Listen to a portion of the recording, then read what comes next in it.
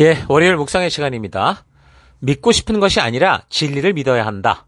믿고 싶은 것이 아니라 진리를 믿어야 된다. 자, 이런 제목으로 이번 주간 또 말씀 묵상 시작하겠습니다. 자, 지난주 우리는 요한계시록을 살피면서 그 1장 19절을 근거로 볼 때 요한계시록 안에 있는 내용은 크게 이제 세 가지로 구성된다라는 걸 알았습니다. 1장 19절. 그러므로 내가 본 것과 지금 있는 일과 장차 될 일을 기록하라. 그러니까 첫 번째는 요한이 본 것이고, 둘째는 지금 있는 일이고, 셋째는 장차될 일. 이 세 가지로 구성되어 있다는 거죠. 자, 그래서 이제 요한이 본 것은 우리가 살폈던 것처럼 1장의 일들이었고, 이건 역사적인 관점으로 봐야 된다고 그랬죠. 그리고 지금 있는 일, 두 번째, 거기에 대해서는 이제 계시록 2장과 3장에 나오는데, 그 소아시아의 7 교회를 향한 편지들이었습니다. 그래서 이 부분을 우리 이제 계시록을 보는 여러 관점으로, 그러니까 보편적 관점을 가지고 보는 것이 옳다라는 것도 살폈습니다. 자, 1장부터 3장의 내용은 로마와 그 각 지방 정부로부터 최고의 고통을 당하면서 과연 하나님이 살아계시냐, 예수 그리스도께서 재림하시냐, 이거에 대해 의심하게 되고 궁금해하는 그 사람들에게 하나님과 우리 예수님께서는 영광스러운 권능의 모습으로 살아계시며 우리에게 약속하신 그 약속을 성실하게 또 신실하게 지켜가시는 분이다라는 걸 보여주는 것이었습니다. 그래서 성도들이 의심 없이 자신들에게 주어진 이 혹독한 시기 속에서도 성도로서 어떻게 살아갈 것인지에 대한 하나님의 뜻을 분명히 알게 하는 그런 부분이라고 볼 수 있죠. 이 세상에서 악이 판을 치는 현실을 보면서 과연 하나님은 살아계시고 우리를 보고 계신가 하는 것에 대해 의미를 갖는 많은 사람들이 있는데, 그래서 1장을 통해 보이신 예수님의 그 위엄 있는 모습과 영원토록 살아계셔서 그 오른손에 그를 믿는 자들을 붙들고 계신 이 모습을 통해서 과연 하나님의 살아계신과 권능을 확인하게 해주었고, 그러니까 이 세상이 아웃 오브 컨트롤이 아니라 언더 컨트롤에 있다라는 걸 확인하게 해줬고, 그렇다면 성도들이 이런 혹독한 시기에 어떤 태도와 자세로 살아갈 것이냐라는 것에 대해서 이제 2장과 3장의 그 7교회의 그 이 현실을 보면서 이 장단점을 말씀해 주셨죠. 그러면서 현실의 이 혹독한 삶 속에서도 부름받은 성도인 저들이 그 어둠 속에서 어떤 삶으로 살아가야 되는지를 말씀해 주시면서 그 말씀의 부르심을 따라 이기는 자들에게 약속된 하나님의 그 놀라운 축복과 은혜들을 알게 했습니다. 그래서 결코 쉽고 빠른 길이 아니라 편하고 위기를 피하고 모면하는 그런 삶이 아니라 그 어둠 속에서도 진리를 따라 변함없이 빛을 발하는 삶을 사는 것이 바로 성도의 삶이다라는 것을 확실하게 알게 해주셨죠. 그러나 이런 믿음으로 걸어가야 할 길에 내일이 어떨 것인가, 이 세상은 결국 어떻게 되는가 하는 그 문제는 여전히 아직 해결되지 않은 상태인데, 이제 4장부터 하나님께서 이 세상에 결국 걸어가게 될 그 이 세계의, 이 세상의 내일에 대한 이야기와, 그래서 성도들이 어떻게 그 믿음을 가지고 그 길을 걸어가야 할지, 이 부분에 대해서 알게 해주시는 겁니다. 자, 그래서 지난 주간 묵상을 통해서 그 각 교회, 7교회가 칭찬받았던 일, 책망받았던 일, 그래서 이제 어떻게 해야 되는지에 대해서 함께 이제 셀 식구들과 나누었을 거고, 여러분 스스로가 살폈을 건데, 소아시아 7교회에게 주는 말씀은 어느 시대를 막론하고 하나님의 백성들이 스스로를 돌아보게 하는 그 하나님께서 이 각 교회와 성도들에게 직접 전하라 하신 말씀인데, 칭찬과 책망들 끝에 결국 성도가 그런 어둠 속에서도 나아갈 바를 알게 하시면서 그 길에서 이제 이기는 자들이 되도록 격려하시고 성도로서의 삶이 어떤 것인가를 알리는 것을 알 수 있었을 겁니다. 그러니까 세상의 위협 속에 있는 교회와 성도들에게 저들의 그런 상황을 불쌍히 여겨서 막 하나님이 그냥 우쭈쭈 해주는, 그냥 그러면서 피할 길을 내고 이런 게 아니었어요. 책망받은 일에 대해서는 분명하게 또 지적하고 회개하고 고치게 하고, 또 주님의 당부를 잘 듣고 우리의 삶에 바르게 적용할 수 있도록 그렇게 그래서 해야 되는 거고, 또 칭찬을 받았던 삶의 태도가 있다면 더욱 그것에 대해서 감사하고 더더욱 좋은, 말씀대로 살아가는 그 좋은 태도와 습관들을 세워가는, 그렇게 하시려고 하는 이 하나님의 이 뜻을 기억하면서 어떤 상황과 환경 속에서도 우리와 함께 하시는 주님과 함께 오직 말씀의 길을 따라 승리의 길을 걷는 여러분 될 수 있기를 바랍니다. 자, 이렇게 우리는 지난주 요한계시록에 나오는 3가지 내용 중 2가지를 살폈는데, 이제 남은 그 3번째 부분, 그러니까 장차 될 일에 대한 예언적인 내용들, 여기 요한이 환상으로 본 것을 이 글로 옮긴 거여서 사실 우리가 그것을 똑같이 거꾸로 이제 우리가 요한이 환상으로 본 걸 그려내면 좋은데 이게 쉽지 않다는 거죠. 그렇지만 우리 계시록 그 전체 도표도 있고 또 파워포인트에 계속 자료가 나가고 있죠. 계시록의 구조나 이 아웃라인을 좀 잘 참고하시면서 무엇보다 역사적인 배경들 이미 살폈던 그리고 기록 목적 이걸 잊지 않고 살펴나가면 우리가 계시록을 살펴가면서 길을 잃지 않을 거예요. 지금 너무도 가혹한 핍박 속에 있는 성도들에게 말씀하시는 하나님의 분명한 계시의 말씀과 환상들을 통해서 온 시대에서 똑같이 고통받으면서 그 어둠 속에서 빛을 잃지 않고 믿음으로 나아가고자 하는 그런 성도들에게 보여주시는 하나님의 미래의 계획, 성도들을 향한 그 하나님의 언약과 약속을 우리가 분명하게 보게 될 겁니다. 자, 그러면 오늘부터 한 가지 이제 그 남은 장차 될 일에 대해서 이제 보면 일단 신약의 역사와 계시록을 통해 알 수 있는 미래에 다가올 사건들 좀 크게 살펴보면요. 일단 흐름을 성경이 말해주는 우리 시대 이후에 벌어질 미래의 그 어떤 그 마지막 하나님의 나라가 임하는 그때까지의 그 역사적인 흐름을 보면 지금 우리가 살고 있는 예수님이 이제 초림하신 이후에 시작된 그 교회 시대, 우리가 지금 살아가는 이 시대 끝에 뭐가 있다라고 얘기를 하냐면 종말적인 사건들이 벌어지게 된다는 거예요. 그 종말의 어려운 시기가 오는데 그때가 이제 바로 대환란의 시기가 될 거고 이제 그걸 징조로 이제 예수님이 오신다라는 걸 알고 또 재림이 있을 거고 그리고 이제 그 위에 그리스도께서 통치하시는 그 천년왕국의 시기가 이제 이어져 간다.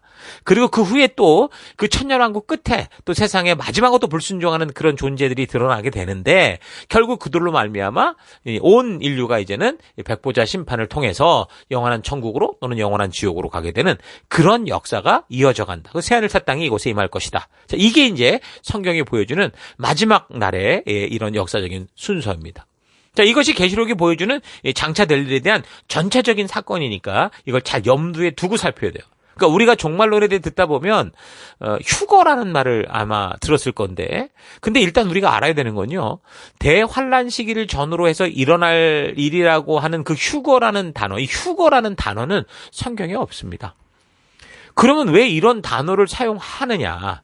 그럼 계시록의 도대체 어떤 부분을 가지고 이런 이야기를 어떤 근거로 하느냐 이걸 살펴보면 뭐 계시록 3장 10절이나 뭐 데살로니가전서에도 4장 16절 17절 같은 거를 근거로 볼 수도 있지만 오늘 본문에 나오는 이 계시록 4장 1절의 이야기를 근거로 이게 뭐 환란 전에 휴거가 있냐 아니냐 이런 얘기들을 주장하게 되는 겁니다. 4장 1절 이 일 후에 내가 보니 하늘에 열린 문이 있는데 내가 들은 바 처음에 내게 말하던 나팔 소리 같은 그 음성이 이르되 이리로 올라오라. 이후에 마땅히 일어날 일들을 내가 너에게 보이리라 하시더라. 자, 그러니까 여기 지금 이 4장 이 본문을 어떻게 이해하느냐를 가지고 요한계시록을 지금 어떤 눈으로 어떤 각도로 보고 있는지를 알게 되는데 지금까지 우리 한국 이 신앙, 그러니까 한국에 많이 퍼져 있는 이 세대주의 종말론의 어떤 그 개념으로는 여기 4장 1절에 나오는 이리로 올라와라 라고 하는 이 구절을 가지고 이게 바로 휴거의 그런 분명한 약속이다. 이렇게 말을 하고 있는 겁니다. 여기서 이리로 올라오라는 마치 뭐 하나님께서 모세에게 신의 산으로 올라와라. 그리고 그곳에서 하나님의 명령과 어떤 그런 하나님의 마음을 알리셨던 것처럼 이 세대주의자들은 바로 이 장면을 가지고 이게 휴거의 상징인 것처럼 해석을 했죠. 자, 그러나 이제 우리가 계속 내용을 살펴가다 보면 우리가 소위 지금 여기서 말하는 휴거 같은 그런 일들이 진짜 어떻게 벌어지는가라는 걸 우리가 보게 될 건데 여기 4장 1절 이 구절에서는 지금 요한에게 올라오라 하는 거 이거는요 휴거를 말하는 게 아닙니다. 이거는 사실 그냥 읽어가기만 해도 이 장면이 뭘 말하고 있는지 여러분 충분히 이해할 수 있을 거예요. 그러니까 이 구절은 요한 사도를 하늘의 열린 문을 통해 올라오라고 하나님이 부르시는 것일 뿐인 거예요. 그러니까 올라오라 하신 목적이 뭐라고 그랬냐면 1절 이후에 뭐라고 그랬습니까? 이후에 마땅히 일어날 일들을 보여주려고 한다. 뭔가를 보여주려고 요한을 부른 거죠. 그러니까 이거는 휴거를 상징하는 구절이 아니고 하나님께서 두려워하는 백성들에게 하나님의 참된 뜻과 소망을 알려주기 위해 그 소식을 전달할 그 사도 요한을 부르신다는 것을 그냥 읽어만 봐도 충분히 알 수 있는 거 아닙니까? 그런데 이제 이런 부분을 뭐 휴거라고 생각하는 그런 부류들이 바로 이제 세대주의자들이라고 할 수 있는데 세대주의란 이 세대주의 신학을 의미하는데 이 신학은 18세기 영국의 신학자 존 넬슨 다비라는 이 사람에 의해서 제창이 됐어요. 그 후에 이 다비가 유럽 여러 곳과 또 미국에까지 가서 그의 성경 해석법을 그렇게 가르치게 됩니다. 그래서 처음 미국의 무디 성경학교에서 이 다비의 세대주의를 그가 가르쳤고, 달라스 신학교에서도 이걸 가르친 거죠. 그러니까 미국의 회중교회 또 목사였던 스코필드라는 이 사람은 이런 걸 바탕으로 신학적 체계를 갖추게 되는데, 이 사람이 쓴 스코필드 성경 주석은 세대주의 추종자들의 필독 바이블 같이 돼서 근데 그 시대 미국 신학계를 거의 휩쓸었다고 볼 수 있어요. 계속해서 미국 전 신학계에 아주 큰 영향력을 미치게 되는데, 이런 신학적 분위기에 영향을 받은 사람들이, 거기서 교육받은 사람들이 초기 한국의 선교사로 들어왔어요. 그래서 그들이 와서 한국 복음전도에 굉장히 힘을 쓰게 되는데, 그 결과 어떻게 됐을까요? 한국 교회가 가지는 종말론은 자연적으로 이렇게 세대주의 관점에서 이해하는 그런 시각이 되었다라고 보면 됩니다. 이 세대주의의 특징을 간략히 말하면, 첫째, 지나치게 성경을 문자적으로만 해석하려고 한다는 거. 둘째, 구약 이스라엘과 신약 교회의 무관계성을 주장합니다. 우리는 이 구약의 역사가 흘러서 신약의 새 언약으로 성취되는 이게 다 연결됐다고 보는데, 그렇게 보지 않는 거죠. 셋째, 7년 대환란 전 휴거설과 그래서 예수님의 이중재림, 공중재림 이런 얘기를 주장하고 있고요. 네 번째는 성경에 나타나는 이 온 인류의 역사를 7시기로 쪼개 7세대로 나눠서 그 세대별로 하나님의 구원과 통치의 섭리 방법이 달랐다, 이렇게 얘기를 합니다. 이런 교리는 많은 부분에 이제 칼빈주의적 성향을 지니고 있고요. 또 복음주의적 교회도 널리 이게 전파됐었었는데, 그러나 무엇보다 지금 이 문제가 뭐냐면, 지나친 문자주의 해석을 통해서 이 성경의 일부분만, 아까처럼 한 구절, 두 구절 이런 걸 가지고 취사 선택을 하게 되니까 이게 무리한 해석이 되더라는 거죠. 그래서 성경의 전체적인 메시지가 늘 훼손되는 그런 일이 생기게 된 겁니다. 사실 그 시대 미국에서는 자유주의 신학과 고등비평이 성행하기 시작해서 이게 성경의 권위를 아주 우습게 여기는 그런 풍토가 있었거든요. 그래서 그런 성경을 막 자기 마음대로 해석하는 자유주의 신학이나 성경의 바른 뜻을 알고자 하는 것을 넘어 지나치게 빗나간 그 고등비평을 풍토, 그런 고등비평이 유행하는 풍토에 맞서서 사실 성경의 온전한 권위를 인정하려고, 그러니까 성경이 기록된 대로 이해하는 것의 중요성을 강조하는 그런 차원에서 사실 성경을 문자적으로 해석하는 것 중요했었습니다. 예를 들면 예수가 물 위로 걸으셨다라는 이것에 대해서 자유주의 신학에서는 물의 깊이가 발목밖에 되지 않았다고 하거나, 또는 안개가 껴서 정확히 볼 수 없었을 거다, 이런 식으로, 그러니까 결국 성경의 말씀 그대로 믿지 않는 그런 일들이 계속 나타나고 있었기 때문에 그런 자유주의의 억지 해석에 반박하기 위해서 이 세대주의가 문자적인 해석을 강조한 거예요. 이건 충분히 이해할 만한 것이었죠. 사실 정상적인 성도라면 이런 말씀 구절을 읽을 때 당연히 하나님의 놀라운 능력으로 그런 기적과 이적이 일어났을 것이다 라는 이 사실에 대해 믿을 겁니다. 그리고 성경은 정말 말씀 그대로 읽어나가면 대부분 이해가 되고, 예언자들의 예언들도 저들이 하나님의 말씀을 받아서 전할 말 그대로 어떻게 됐어요? 전한 그대로 성취가 됐었죠. 예수님의 탄생, 그의 사역, 그의 죽음, 그의 부활, 이 모두가 구약 성경에서 예언한 그대로 정확히 성취됐습니다. 자, 그러니까 성경을 읽어가는 성도의 기본 자세는 당연히 성경 말씀 그대로 읽어가면서 이해가 되는 것에 대해 믿고 받아들이면 되는 거예요. 그러니까 성경이 하나님 주신 편지라면 당연히 그게 기본이겠죠.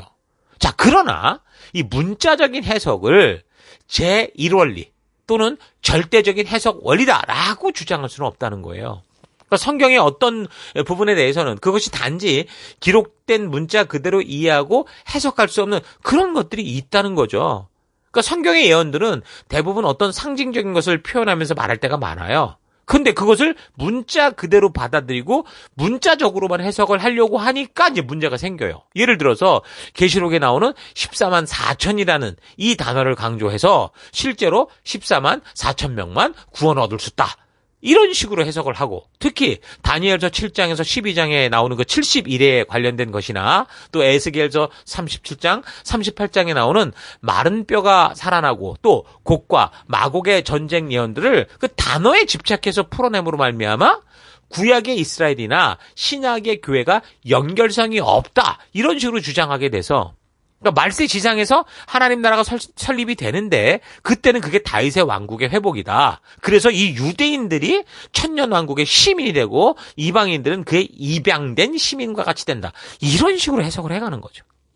그래서 이런 세대주의적인 관점을 가진 사람들이 지금 중동에 존재하는 그 이스라엘의 제3성전이 재건되는 것, 그것을 세워가는 것에 굉장히 관심이 많은 걸 볼 수 있습니다. 이상하게 바르게 보지 못하고 편파적일 정도로 그냥 이스라엘의 그런 역사 속에 휩쓸려 있는 걸 볼 수 있어요. 그러니까 지금 우리 시대에 그 혈통을 온전히 알기도 힘든 유대인들이 교회, 그 새언약 시대 동안 마치 핍박을 받고 불순종하다가 나중에 7년 환난 기간의 고통을 통해 저들이 예수를 믿고 회개하고 돌아온다. 그러니까 지금 유대인들이 결국은 율법에 불순종하고 그들이 하나님을 떠났을 때 하나님이 그 시기를 통해 이방인들을 구원한다는 거예요. 그리고 이제 그들이 결국에는 7년 환난의 고통을 겪고 나서야 이 하나님 뜻을 알게 되고 그때 이제 회개하며 돌아온다. 이런 식으로 얘기를 풀어가는 거죠. 그러니까 성경의 모든 것을 문자적으로만 해석을 한다면요, 한번 생각해 보세요. 다니엘서 같은 데 보면은 바다에서 한 짐승이 올라오고 또 다른 짐승이 올라오는데 뭐 뿔이 10개고 머리가 7개고 그 뿔에 면류관이 있고 머리에는 참낸된 이름이 있다. 이거 상징적 이미지는 뭐 어떻게 그 문자 그대로 해석할 수 있겠습니까? 또 뭐 계시록 7장에 보면 사람의 이마에 인을 친다라는 이 구원을 상징하는 이걸 어떻게 그럼 해석을 할 수 있겠어요? 그러니까 다니엘서 또 12장 11절에는 멸망케 할 미운 물건이라고 하는 이 부분에 대한 상징을 어떻게 그 문자 그대로 우리가 이해할 수 있겠습니까? 안 된다는 거죠. 그러니까 예언에 담긴 상징들은 문자 그대로 해석할 수는 없고 그 해석은 1차적으로 이 상징들을 표현하고 있는 그 본문의 문학적인 장르, 역사적인 문맥을 따라 해석해야 돼가는 거거든요. 근데 이런 것들조차 무리하게 이제 문자 그대로 해석하려고 하면 이제 당연히 어떻게 돼요? 과잉 해석이 되고 무리한 해석을 하게 될 수밖에 없다라는 거예요. 자, 이런 식의 해석을 가지고 성경과 역사로 무장되지 못한 성도들에게 이런 식의 주장을 펴게 되면 정말 성경은 성도들이 알아들을 수 없는 방언이 될 수밖에 없겠죠. 특별한 사람들만 이 성경을 해석할 수 있다. 이런 식으로 인식이 돼서 이게 얼마나 혼란에 빠지게 되고 넘어지게 됩니까? 그러니까 오늘날 교회들이 이렇게 혼란스럽게 된 거예요. 또한 세대주의가 생각하는 그 7년 대환란 전 휴거설과 예수님의 그래서 공중재림, 이중재림을 주장하는 이 세대주의 종말론은 그리스도의 재림이 있기 전에 전쟁과 기근과 지진과 같은 그런 징조가 있을 것이고 또 모든 민족에게 복음이 증거되고 배도와 함께 적그리스도가 출현해서 엄청난 박해를 할 거다. 그러니까 7년 대환란이 있을 거라 이걸 믿는 건데 세대주의적 전천년설은 이 대환란과 천년 왕국을 교회와 성도가 아니라 그 하나님을 거부했던 이스라엘 이 국가 유대인들에 대한 하나님의 목적이 실현되는 시기다. 이렇게 이제 해석을 해가는 거죠. 그러니까 세대주의는 이스라엘과 교회를 그래서 각각 다른 정체성으로 봅니다. 세대주의는 이스라엘을 아브라함, 이삭, 야곱의 혈통을 잇는 민족적, 국가적 실체로 또 교회를 오순절에 시작된 새로운 실체로 이렇게 구분을 하거든요. 그래서 새 언약의 성취인 교회는 유대인과 이방인 모두를 포함하지만 이는 영적인 백성으로서의 정체성이지 구약의 이스라엘 민족이 받은 약속을 완전히 대체하는 건 아니다. 그러니까 오늘날 믿는 성도들은 유대인과는 다른, 유대인은 특별한 존재다 이렇게 보는 거죠. 고린도전서 10장 32절을 보면 31절에 그런즉 너희가 먹든지 마시든지 무엇을 하든지 다 하나님의 영광을 위해 해라. 32절 유대인에게나 헬라인에게나 하나님의 교회나 거치는 자가 되지 말고 이런 말씀이 나오거든요. 그러니까 여기서 지금 유대인, 이방인, 하나님의 교회 이게 세 그룹으로 따로 구분하는 이 언급하는 구절을 보면서 이제 이런 주장을 또 근거로 강조하는 거죠. 그래서 하나님께서는 이스라엘에게는 땅과 연관된 지상적인 축복에 대한 그러니까 다윗의 왕국이 회복될 거고 천년 왕국에 거기서 진짜 통치하는 그런 역할을 주셨다고 보고 교회에게는 천상적인 축복을 약속했다 이렇게 얘기를 합니다. 자, 그래서 세대주의 종말론에서는 이스라엘 족속들이 패망하고 미미한 현재의 교회 시대를 이스라엘을 향한 하나님의 계획이 일시적으로 중단된 상태, 보류되는 상태라고 보고 이때가 이제 이방인을 구원하는 기간이다. 이렇게 이제 해석을 하죠. 결국 미래에는 교회의 휴거 이후, 그러니까 이스라엘 유대인들은 그대로 불순종하면 남아있을 테니까 교회는 먼저 휴거가 된다라는 거. 환란 전에. 그래서 이후에 하나님께서 이스라엘 민족을 향한 그 계획을 다시 7년의 환란을 겪어나가게 하셔서 하신다는 거죠. 그러니까 그런 식으로 구약의 예언을 문자적으로 성취하실 것이라고 믿는 거예요. 정말 그런 나라를 이스라엘을 통해서 다윗의 혈통들을 통해서 이룰 거다. 특히 이스라엘 민족적 회복과 예수 그리스도의 지상 재림 후에 천년왕국이 도래할 때 바로 이 진짜 이스라엘이 중요한 역할을 하게 될 거다. 그렇게 믿고 그렇게 생각하는 거예요. 그래서 저들이 말하는 교회 시대의 최고의 정점이 휴거인데 이때 예수님께서 신실한 제자들을 공중에서 만나 그 어린 양 혼인잔치를 여실 거다. 그러니까 교회는 이 유대인들이 불순종으로 고통당하는 이 7년의 대환란의 시기에 우리는 이제 먼저 천국으로 올라간다. 그러니까 그 지상으로 공중으로 올라간다. 그 거기 공중재림하시는 예수님과 만나 뭐 혼인잔치를 벌인다. 이렇게 주장하는 거죠. 자, 이렇게 휴거를 통해 참된 교회가 지상에서 사라지면 이 땅에서는 이제 적그리스도가 7년 동안 악마적인 통치를 시작하는데 결국은 이제 그 끝은 물론 하나님의 진노가 땅에 쏟아지는 거죠. 이러한 대환란 기간에 팔레스틴 지역에서는 대규모 전쟁이 일어날 건데 이때 예수님께서 천국의 군대와 함께 지상으로 재림하셔서 모든 원수를 그때 깨뜨릴 거다. 이렇게 얘기를 해요. 그때 이스라엘은 비로소 예수를 메시아로 인정할 거고 그때 지상에 천년 왕국이 세워질 것이다. 이렇게 주장하는 게 바로 세대주의자들의 믿음입니다. 자, 이런 세대주의 종말론의 주장은 기독교인들로 하여금 미래의 어떤 시점에만 집착하게 만드는 거예요. 예수님의 재림 시점, 대환란 이런 식으로. 그래서 성도로서 하나님 나라 백성답게 주어진 오늘 이 현실 속에서 말씀의 가치를 따라 부르신 증인답게 살아가야 될 그러니까 우리의 현실, 현장을 자꾸 등한시하게 만드는 그러니까 자꾸 이런 개신교에서 자꾸 이상한 종말론에 푹 빠지는 이유가 그런 토양이 있기 때문에 이 세대주의 토양이 있기 때문에 그래요. 그러니까 이런 식의 세대주의 생각에서 이단들이 많이 나오죠. 1992년 10월 28일에 휴거된다라고 했던 그 시한부 종말론을 주장하던 다미 선교회도 그랬고 얼마 전 사회적 큰 무리를 일으키고 여전히 문제를 일으키고 있는 그 은혜로 교회의 그 소속 교인들이나 다 이런 세대주의 종말론에 뿌리를 두고 예수의 재림을 기다리면서 현실을 무시하니 그 종말 곧 온다. 이거에 초점이 맞춰지니까 자기들이 준비한 피난처로 가요. 피지가 거기였다고 그랬잖아요. 거기 가서 하는 짓거리들이 서로 뭐 용서받아야 된다 하면서 서로 따고 때리게 하고 매타작한다고 해서 회개한다고 하고 아주 지상 지옥을 만들고 있잖아요. 여러분 이거는요. 성경이 지금 말하고 있는 종말 신앙이 아닙니다.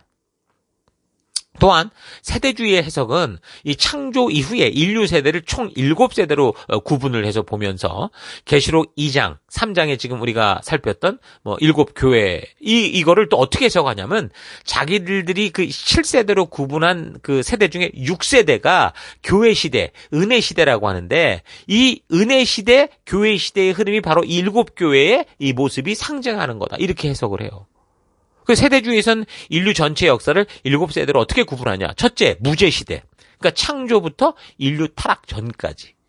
둘째, 양심시대. 인류 타락 이후 쫓겨나서 노아의 시대. 다시 이제 망하기 그 전까지. 홍수심판 전까지. 그리고 인간 통치시대. 노아로 이후에 이제 아브라함까지. 그리고 네 번째, 약속시대. 아브라함부터 약속이 돼서 모세까지. 그리고 이제 율법시대. 모세로부터 이제 그리스도 예수까지. 그리고 은혜 시대. 바로 이제 그 교회 시대가 시작돼선 우리가 이제 지금 살고 있는 이 시대를 말하는 거고, 그리고 이 시대가 끝날 때 7번째 왕국 시대, 천년 왕국 시대가 온다. 이렇게 구분을 하거든요. 그러니까 세대주의는 각 시대마다 그리고 또 뭘 주장하냐면 구원의 방식 이게 다르다고 그래요. 물론 구원의 본질은 믿음에 의한 구원이다. 이렇게 말은 하는데 이들의 주장에 따르면 각 세대마다 각 시대의 책임이 있었다라는 거예요. 첫째, 무죄 시대의 책임은 하나님께서 먹지 말라고 했던 그 명령을 지키는 것이 이 기준이었는데 그 불순종해서 에덴에서 쫓겨났다. 그러는 거. 둘째, 타락 후부터 홍수 전까지는 양심 세대라고 그랬는데 그 세대의 책임은 사람들의 양심을 따른 도덕적인 판단을 따라가는 거였는데 사실 창세기 3장부터 내용을 보면 뭐 살인이 뭐 그냥 벌써 그냥 이 아담과 하와의 자녀로부터 막 벌어지잖아요. 살인 사건, 죄가 확산되고 결국은 그런 세대가 썩어서 홍수 심판으로 끝나게 됐죠. 그러니까 그건 도덕적 판단을 따라가는 거라고 그랬고, 셋째는 노아 이후 인간 정부 세대의 책임은 생명을 존중하고 사회적 질서를 유지하는 이것에 대한 어떤 이 심판이 있을 거라고 그랬네. 근데 바벨탑 교반 사건이 벌어졌고 어느 혼잡으로 결국 다 흩어지게 됐다라는 거. 네 번째는 아브라함 이후에 모세 이전까지 그 약속의 책임은, 약속 시대의 책임은 하나님이 주신 언약에 대한 믿음과 구별된 삶을 사는 것이었단 말이에요. 근데 여기도 불순종하잖아요. 그리고 결국은 이집트로 내려가서 거기에 그냥 묻혀버리죠. 그 다섯 번째는 이제 출애굽 이후에 이제 모세를 통한 율법 시대. 이 시대의 책임은 그 율법에 제시된 제사의 의식이나 성전 의식이나 율례 등 이걸 지키는 것이었다는 거예요. 근데 이제 보니까 이 가나안 그 땅에서의 삶은 반복적인 우상 숭배. 결국 그 끝은 성전 파괴와 결국 나라가 망하는 거죠. 포로로 잡혀가는 거죠. 그리고 여섯 번째는 오순절 이후 이제 우리가 살고 있는 이 시대를 포함해서 예수님의 재림 전인 은혜 시대라고 그러는데 은혜 시대의 책임은 이 복음을 믿고 전파하는 거, 교회를 세워서 복음을 선포하고 성도들을 제자하는 것이다. 이렇게 얘기를 하는 거예요. 이게 안 될 때 결국 어떻게 되느냐? 교회가 타락하게 되고 배교하게 되고 그 끝은 대환란과 심판이다. 이렇게 얘기를 하는 거죠. 그리고 마지막 일곱 번째 천년 왕국의 시대는 그러니까 이 그리스도의 재림 후에 그리스도께서 직접 천년을 통치하는 그 시대 책임은 또 뭐냐? 바로 그 그리스도, 그들 통치하는 그리스도를 따라 순종하며 사는 거다. 이렇게 얘기를 해요. 근데 성경이 보여주는 건 또 마지막 반역이 일어나서 결국에는 최후의 심판이 벌어지게 되고 그러고 나서 이제 하나님의 새하늘 새 땅이 임하는 그런 걸로 넘어가게 된다는 거죠. 자, 그러니까 각 세대마다 그 기간 동안 하나님이 사람들에게 요구하신 실제적인 의무를 지켜야 되는데 그렇지 못할 때 하나님께서 그 시대에 요구된 책임을 기준으로 심판을 하셨다 이 얘기를 하는 겁니다. 다른 말로 말하면 구원의 방법이 다 달랐다라는 거죠. 자, 그래서 출애굽해서 가나안의 주인이 된 이스라엘이 율법을 지킬 것을 언약했지만 사람들이 그 율법을 지키지 않고 살았기 때문에 실패했기 때문에 결국 그 끝은 예루살렘 성전이 완전 파괴됐고 언약 백성들이 약속의 땅에서 다 쫓겨난 상태가 된 것이니 그 시대는 그렇게 끝났으니 이제 은혜로 구원하는 시대가 왔다 이렇게 주장을 하는 거죠. 그래서 이방인이었고 돌 감람나무 같았던 우리 이방 교인들이 그 이스라엘의 이런 불순종으로 우리에게 구원의 기대가 이제 온 거다. 이 시대는 이제 이방인들에게 열린 시대고 마지막 그 7년의 환란이 있을 그때 전까지 이제 우리에게 이런 기회가 있다. 그러니까 이런 관점으로 인해서 한국교회 성도들의 생각에 이런 게 생긴 거예요. 율법 시대와 은혜 시대, 우리는 다른 시대를 살고 있잖아요. 그러니까 이 전혀 관계가 없다고 보는 거예요. 하나님의 율법이나 하나님의 백성이 살아갈 수 있는 그 말씀의 가치, 하나님 나라의 백성의 법도인데 그걸 이제 무시하게 되는 그런 생각이 자리 잡게 되는 거예요. 구약시대나 신약시대나 우리는 하나님의 말씀을 믿음으로 구원을 받는 겁니다. 그런데 세대주의자들은 결국 이렇게 세대를 구별해서 하나님의 뜻이 담긴 율법의 도덕적, 규범적 용도를 무시하는 그런 성향이 생긴 거죠. 그래서 우리는 지금 은혜 시대를 살고 있기 때문에 율법인 십계명 존중은 하지만 저들이 구별한 율법 세대에 적용되는 책임이지 그건 우리가 하는 게 아니다. 은혜 시대는 이게 아니다. 그래서 현대 우리 생활과 신앙의 삶에서 그 율법에 나오는 하나님의 뜻을 우리가 굳이 지킬 필요가 없다. 우리는 사랑과 은혜다. 이런 식으로 넘어가고 마는 거죠. 그러니까 그런 영향을 받아서 이 시대 성도들이 하나님의 법도와 규례와 명령과 계명을 통해 우리에게 하나님 백성답게 살게 하는 하나님 나라의 가치관을 가져야 되는데 그게 완전히 없어진 거예요. 단지 사랑만 강조하다가 지금은 동성애라는 분명한 죄악도 무조건 용납하고 목사로 세우고 별짓을 다 하잖아요. 마치 그게 하나님의 은혜고 예수님의 사랑인 것처럼 착각하며 살아가게 만들고 있는 거예요. 그 세대주의적 관점에서 지금은 은혜 시대니까 이 시대 구원의 방법으로 예수를 믿어야 구원을 얻는다라고 말을 하는데 얼핏 들으면 그냥 우리와 다를 바가 없어 보일 수 있지만 근본적으로는 성경을 전체적으로 잘못된 틀로 지금 해석하는 그런 이 시각을 갖고 있는 거거든요. 그래서 지금은 은혜 시대라고 하는 것에 대한 증거로 계시록의 그 7교회를 또 7세대를 구분하듯이 그렇게 또 무리하게 해석을 해요. 그래서 에베소 교회, 제일 처음 나오는 에베소 교회는 그 사도 시대, AD 33년에서 한 100년 정도까지 그런 시대를 말하는 거고, 서머나 교회는 니케아 회의 전까지 AD 100년에서 한 313년 정도의 그 시기를 말하는 삶의 모습을 얘기하는 거고, 버가모 교회는 국교 시대로 AD 313년에서 590년 정도까지, 그리고 두아디라 교회는 로마의 법황 시대, 카톨릭 시대로 AD 590년에서 1517년 종교개혁 이전까지. 사대교회는 근세교회 초기까지 1517년에서 1827년 정도까지. 그리고 빌라델피아 교회는 20세기 초기까지. 그리고 라오디게아 교회는 이제 지금 우리가 살아가는 세상 끝날까지의 시기다. 그래서 에베소 교회는 우리가 살피는 신약의 역사로 사도 시대를 말하는 거고, 그 후에 이제 이런 시대를 막 거쳐서 결국 마지막 라오디게아 교회가 상징하는 은혜의 시대 끝인 종말의 시대를 우리가 살고 있다. 이런 식으로 해석을 해가고 있죠.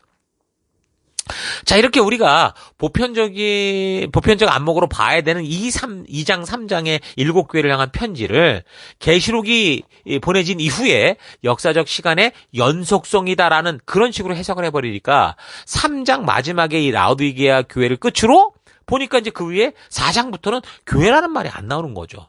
이거 봐라. 그래서 이걸 근거로 4장에서부터 나오는 이야기들이 교회 시대 이후 벌어질 천년왕국 시대로의 전환적인 상황을 말한다. 그렇게 이제 보는 거죠.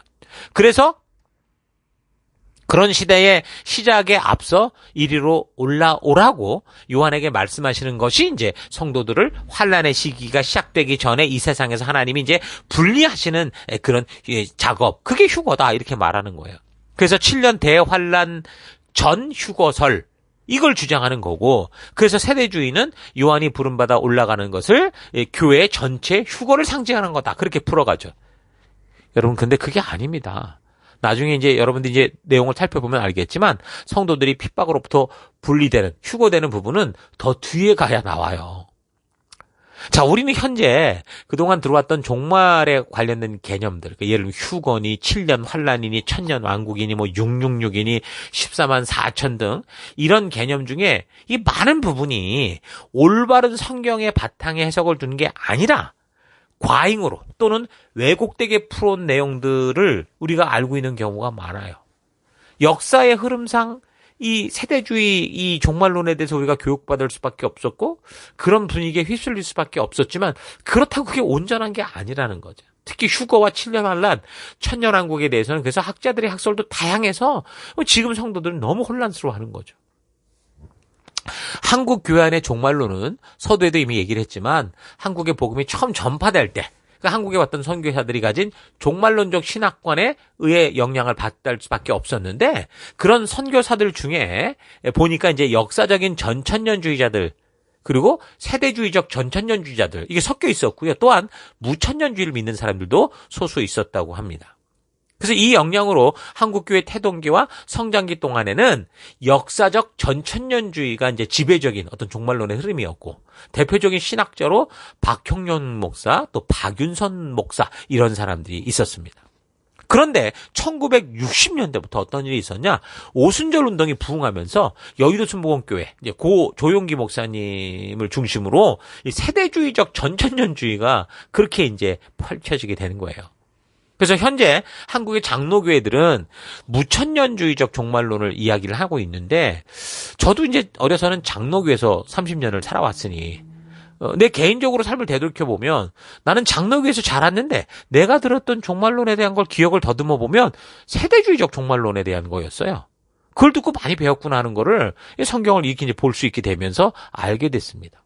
내가 어릴 적에 세대주의 해석을 근거로 한 휴거라고 하는 그 책을 한번 읽은 적이 있었는데 얼마나 그것 때문에 무섭고 두려웠는지, 그래서 그때는 세대주의가 주장하는 환란 전 휴거가 있다는 것이 얼마나 성도로서 감사하고 좋았는지 그 얘기를 너무 좋더라고요. 휴거를 책을 보니까 너무너무 무서운 거예요. 어느 날 잠자다가 낮잠을 한번 자다가 일어났는데 조용하고 아무도 없길래 전부 휴거가 된 줄 알고 얼마나 울었는지 몰라요. 솔직히 그때는 그것이 진실이냐 아니냐를 떠나서 내가 두려운 것을 피해서 좀 안전한 얘기를 듣고 싶었던 그런 마음이 있었으니, 이 환란 전 휴거 얼마나 좋습니까? 환란 안 받고 휴거가 된다는데 이걸 믿었던 것 같아요. 또 다른 건 알지도 못했고, 그만큼 세대주의가 주장하는 비성경적인 그러나 사람들이 듣고 싶고 믿고 싶은 종말론이 과거 한국교회의 일반 대중들에게 큰 영향을 미쳤다라는 거고 지금도 그런 흐름들이 많다는 거. 근데 2016년 조사에 따르면요. 미국 신학계 같은 경우 현재 역사적 전천년주의를 믿는 게 이제 70%, 세대주의적 종말론이 이제 20%, 무천년주의가 10% 이런 정도로 지지도의 분포를 보이고 있습니다. 자, 이렇게 각 교단마다 종말론을 해석하는 안목들이 다 다르고요. 또 같은 교단에서 신학을 해도 목사님들의 그런 연구와 이제 스스로 이제 공부하는 거에 따라서 이 종말론을 해석하는 게 너무 다양합니다. 자, 그래서 우리는 이 여러 학자들의 주장을 근거로 종말론을 살펴보기보다 그들의 뒤통수를 쫓아가기보다 가능한 한 성경 본문을 우리가 지금까지 역사를 그렇게 살펴왔듯이 읽고 살펴가면서 그 로마의 박해식이 하나님께서 두려움에 떠는 백성들에게 보여주시고자 했던 하나님의 뜻이 어떤 것인지 바르게 알 수 있도록 살펴가려고 합니다. 이런 마음으로 함께 살펴가도록 하십니다. 자, 오늘 하루 나는 삶 속에서 비록 내가 불편하고 무섭고 내가 듣기에 마음에 들지 않아도 실제적이고 진정한 사실, 진실을 듣고자 하는 그런 스타일인지 아니면 사실과 진실이 분명함에도 불구하고 내가 믿고 싶고 내가 듣고 싶은 거 지금 좀 마음이 편한 말에 자꾸 귀를 기울이는 스타일인지 잘 되돌아봤으면 좋겠습니다. 종말론에 관련해서 사람들은 두려움으로 인해서 성경이 말하는 사실이 어떠하든 간에 지금 나의 마음을 편하게 하는 것을 듣고 싶어하고 믿고 싶어하는 경향이 있습니다. 이런 행동은 마치 이제 서서히 끓게 될 냄비 물 안에 갇힌 개구리가 자꾸 자신에게 이거는 나를 따뜻하게 해줄 것이라고 속이는 행동과 같다고 할 수 있어요. 정말 그 찬물이 데워지기 시작할 때 어떻겠어요? 뜨거운 게 아니라 미지근해지다가 점점 따뜻해졌을 거 아닙니까? 그러나 그 따뜻한 어느 시점에 도달하기 시작하면 이제 점점 더 그 뜨거움이 가속화돼서 결국에선 그 안에서 익어서 죽게 되고 마는 거 아닙니까? 그 휴거라는 책, 또 레프트 비하인드라는 이 책들을 읽어보면 정말 종말에 다가올 가혹한 핍박과 고통은 두렵기 짝이 없는 상황인 것을 너무 느끼고 이걸 다 영화로 보거나 본 사람들은 섬찟합니다.